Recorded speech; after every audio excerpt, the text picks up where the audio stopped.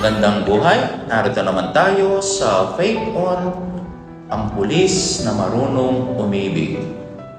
Let all that you do be done in love.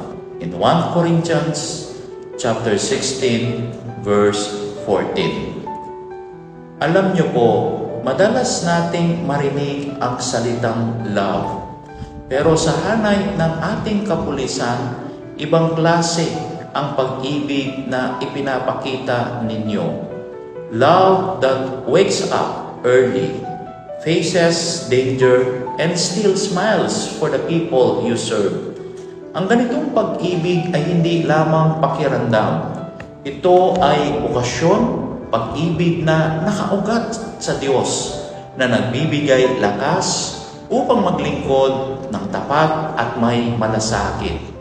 Kahit pagod, may layunin. Kahit tahimik, may dangal. Ang uniforme ninyo ay tanda ng tapang.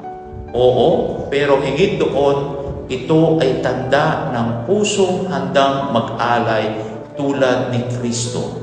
Dahil ang tunay na pag-ibig ay paglilingkod ng may kababaang loob at pag-asa. Sa panghuli, sama-sama po tayong manalangin. Sa ngalan ng Ama at ng Anak at ng Espiritu Santo. Amen.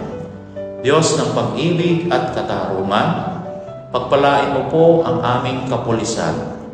Gawin mo silang tapat, mapagpakumbaba, at pusong marunong umibig sa paglilingkod. Naway maging daluyan sila ng iyong kapayapaan sa aming bayan. Amen.